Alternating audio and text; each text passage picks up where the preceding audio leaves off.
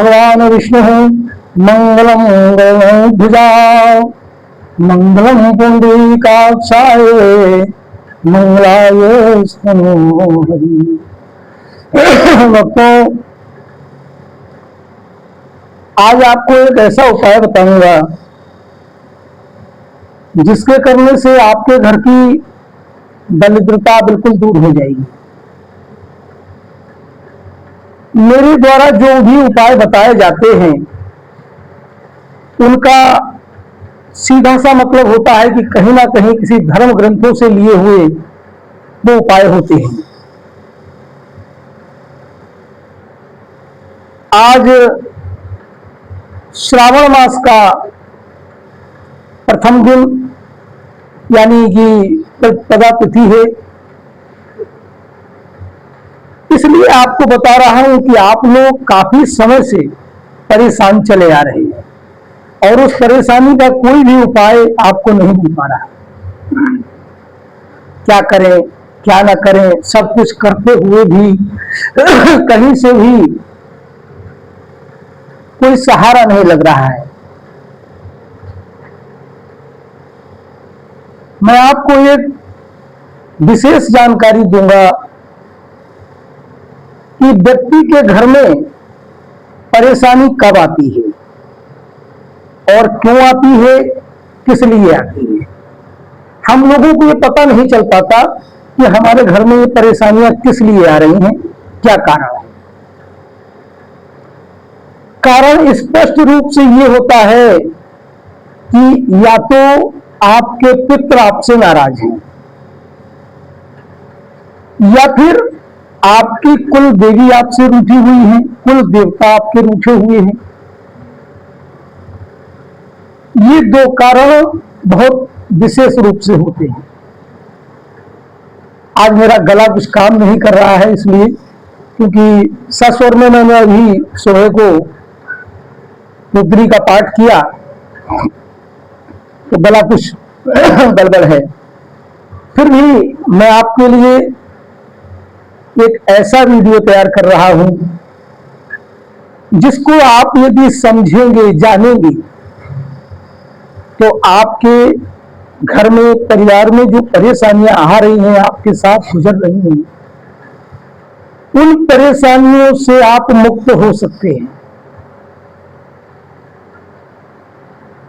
ये परेशानियां कुछ कह के आती हैं क्या कि हम आपके घर कब से आ रहे हैं और कितने दिन तक रहेंगे, नहीं पता लगता। आपको सिर्फ ये पता लगता है कि घर में कोई बीमार हो गया तो आप अस्पताल चले गए, दवा ले आए, दवा लाए, डॉक्टर ने दवाई दी, ठीक हो गया रोग, बुखार आया, ठीक हो गया।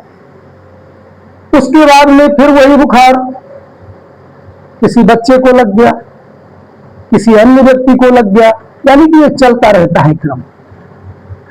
तो ये क्रम क्या है और ये क्यों होता है, पशुओं पर क्यों होता है। आपके अचानक पशु बीमार हो जाते हैं, अचानक से पशु मर जाते हैं। तो इनमें मुख्य रूप से दो ही कारणों को समझना चाहिए कि या तो हमारे घर में पितृदोष की समस्या आ रही है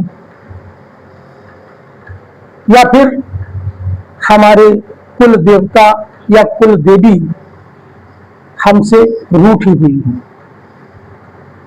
अब कुल देवी क्यों रूठ जाती है, उसका कारण ये होता है कि जैसे मान लो आपके दादा, परदादा या आपके पिताजी जब तक वो इस संसार में रहे तब तक उनको ज्ञात था कि हमारी कुल देवी ये है। तो कभी भी कोई कार्यक्रम हुआ घर में, शादी का कार्यक्रम, संतान उत्पत्ति का कार्यक्रम या कोई वैदिक कार्यक्रम, तो उन कार्यक्रमों से पहले हमारे पूर्वज क्या करते थे, वो अपने कुल देवी और कुल देवता को निमंत्रण दिया करते थे। निमंत्रण देके उनका आवाहन करते थे कि हे देवी, हे माँ, आप हमारे घर में पधारो, हमारे घर में ये कार्य हो रहा है। उस कार्य में किसी भी प्रकार की कोई विघ्न बाधा ना आवे, हमारे घर की, परिवार की रक्षा करो। तो सहर्ष प्रसन्न होकर के कुल देवी और कुल देवता आपके घर में आते थे और जो भी प्रोग्राम होता था, मनोरथ होता था, उसमें वो शामिल होती थी। आज हमें ये ज्ञात नहीं है कि हमारे कौन से कुल देवी है और कौन से हमारे कुल देवता है। हम भूल गए, हमें ज्ञात ही नहीं। तो पहला तो कारण ये हो सकता है। दूसरा कारण कि आपके घर में धीरे धीरे धीरे धीरे करके पितृदोष शुरू हो जाता है। आपके पूर्वज तो है नहीं और समस्त प्रकार की संपत्ति वो आपके लिए छोड़ गए। जब श्राद्ध पक्ष आता है अश्विनी मास में, तब बहुत से हमारे भाई क्या करते हैं कि एक लोटा जल भी उनके नाम से नहीं देते। भोजन कराना तो दूर की बात है, एक लोटा जल भी नहीं देते अपने पुत्रों के नाम से। तो ऐसे धीरे धीरे कर करके ये पितृदोष कब से शुरू होता है? 12 वर्ष के बाद। और ये कोई जरूरी नहीं है कि पितृदोष आपके पिता से लगे। पितृदोष आपके चाचा से भी लग सकता है, आपके पैतृक दादा परदादा से ही लग सकता है, या कब से चला आ रहा है। कभी पितृ इतनी जल्दी नाराज नहीं होते हैं। जब कोई व्यक्ति उनका नाम भी नहीं लेता, लड़के की शादी कर ली, लड़की की शादी कर ली, भागवत कथाएं करा ली, कभी भी उनका नाम नहीं आ रहा, और वैसे बैठ के चर्चा करते हैं कि हमारे पिताजी ये थे, वो थे, हमें उनकी याद आ रही है, हमारे पिताजी ने 2 काम किया, हमारे पिताजी ने 20 बीघा जमीन खरीदी। इस तरह की बातें किया करते हैं। लेकिन जब उनका समय आता है, श्राद्ध पक्ष का समय आता है, तब वो भूल जाते हैं, तब हमें ये पितृदोष लग जाता है। इस स्थिति में हमारे घर में ये परेशानियां होने लगती हैं। तो आज हम आपको इस वीडियो के माध्यम से यही बताएंगे कि ये परेशानियां ना आए और आपका घर सदा सुखी और संपन्न रहे। श्रावण मास के महीने में उन लोगों के लिए खास कर ये उपाय बता रहा हूं कि जिन लोगों के घर में दरिद्रता के भंडार भरे हुए, अतिशय गरीबी है और कुछ करना नहीं चाहते हैं, उनके लिए ये महा उपाय है। और ये उपाय हम नहीं बता रहे, हम क्या बताएंगे, ये हमारी माई की कृपा है जो आज आप लोगों के सामने मैं इतना बोल पा रहा हूं। मुझे तो बोलना भी नहीं आता, और मैं आपसे क्या बोलूंगा, क्या कथाएं सुनाऊंगा, क्या ज्ञान दूंगा। ये सब कृपा उसी की है। तो ये जो उपाय मैं बता रहा हूं, ये महाशिव पुराण में विश्वेश्वर संहिता से लिया गया है। और विश्वेश्वर संहिता में श्री महादेव बाबा कहते हैं कि जो मनुष्य मेरे शिवालय में जाकर के सुबह सुबह प्रातः काल का आप समय जानते हो, 4 बजे से शुरू होता है, और संतों ब्राह्मणों के लिए तो 3 बजे से ही शुरू हो जाता है, लेकिन वैष्णवों के लिए 4 बजे से 4 बजे उठ करके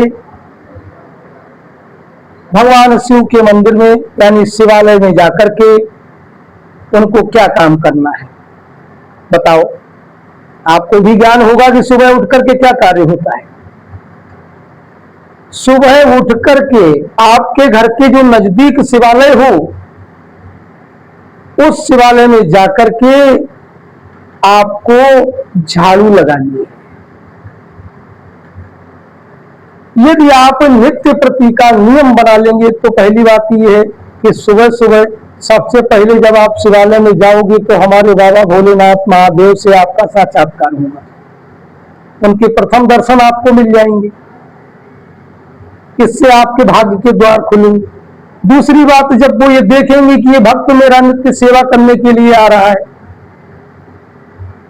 हमारे मंदिर परिसर में जो भी गंदगी फैली हुई है उसको ये साफ करता है, तो ये महादेव बाबा आपके घर की गंदगी सुताही साफ कर दे। ये आपके लिए उपाय है। और हर महीने में किसी भी शुक्रवार के दिन एक ऐसा नियम बना लो कि किसी भी एक मंदिर में एक झाड़ू ले जा करके और शुक्रवार को रखे आओ ले जाके। आप सब मंदिरों में तो नहीं जा सकते लगाने के लिए, लेकिन झाड़ू रख दो वहां। जब मंदिरों में जाओ दर्शन करने तो ये ध्यान रखो कि इस मंदिर की झाड़ू टूट तो नहीं गई, या टूट गई हो या ना टूट गई हो तो भी इस मंदिर में झाड़ू रखना है। आप देखिए कि आपके पितृ जो आपसे रूठ गए हैं वो प्रसन्न होने लगेंगे, क्योंकि जब आप कुछ नहीं देते हैं उन पितरों को तो वो तो देवालय में ही रहते हैं ना। उनको भोग प्रसाद से अपनी क्षुधा की प्यास बुझाते हैं, वो भी आपसे प्रसन्न होने लगेंगे। ये महा उपाय है। और जब भगवान शिव के नजदीक जाओगे, झाड़ू लगाओगे, तो कुल देवी देवता है तो वही उन्हीं का तो रूप है, तो वो प्रसन्न हो जाएंगे आपसे। दूसरा कार्य यह है कि किसी भी देवालय में, शिव मंदिर में, राम मंदिर में, दुर्गा मंदिर में हो सके तो एक वृक्ष लगवा दो फुलवाड़ी के लिए। फुलवाड़ी के छोटे वृक्ष होते हैं, बड़े वृक्षों की बात नहीं कर रहा हूं, छोटे वृक्ष फुलवाड़ी के लिए लगवा दो। यदि आप ये उपाय करते हो, फूलदार वृक्ष लगाते हो, भक्त लोग आएंगे, देखेंगे, फूलों से प्रसन्नता होती है, भगवान को भी प्रसन्नता होती है। पुष्प तोड़ के भगवान को भी अर्पित करेंगे तो आपके घर में वही फुलवाड़ी हमेशा हमेशा सदा के लिए खिली रहेगी। ये आपको उपाय बता रहा हूं। जो व्यक्ति ये कार्य करता है, भगवान शिव स्वयं कहते हैं कि इस पुण्य कर्म को करके वह व्यक्ति शिव पद को प्राप्त कर लेता है, और काशी आदि क्षेत्र में भक्तियुक्त नित्य कर्म करके भी वह मेरा पद प्राप्त कर लेता है। काशी जाकर के एक दिन अवश्य रुके रात्रि में, वहां रात्रि में रुकने से ही मात्र आप शिव धाम को प्राप्त कर लेते हो। ये महा शिव पुराण की महिमा में है। पुण्य क्षेत्रों में बावड़ी कुआं आदि स्थापित करके भी, जैसे कोई पुण्य क्षेत्र है जहां जल की व्यवस्था नहीं है और आपके पास धन पैसा भी है, एक नल लगवा दीजिए, वहां लोग आएंगे जल पिएंगे। ये बड़ी प्रसन्नता की बातें हैं, ये चमत्कार आपके घर में होने लग जाएंगे। देखो भाई, हमारे पास तो कोई जादुई उपाय नहीं है, क्योंकि मैं भी आपकी तरह साधारण ब्राह्मण हूं।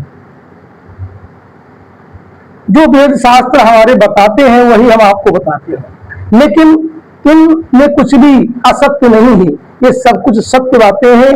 यदि आप जो इनमें बताई हुई बातों को करते हैं तो सर्वतः आपको सब कुछ प्राप्त होने से कोई रोक नहीं सकता।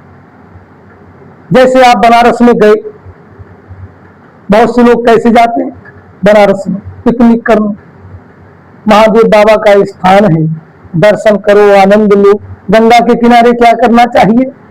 अपने पितरों के निमित्त वहां श्राद्ध और पिंड दान कर देना चाहिए। आपको डबल फायदा हो गया। आपने अपने पितरों के निमित्त वहां श्राद्ध कर दिया, पंडित से एक पिंड लगवा दिया, वहां पर आपके पितृ बहुत प्रसन्न हो गए। बनारस में ही, काशी में प्रसन्न होकर के दोनों हाथ उठा करके आपको आशीर्वाद देंगे। ऐसे उपायों को करिए, आपके घर में बरकत होगी, सब कुछ आपके घर में प्राप्त होने लगेगा। जय बाबा महादेव, जय मां पीताम्बरा, जय मां भगवान।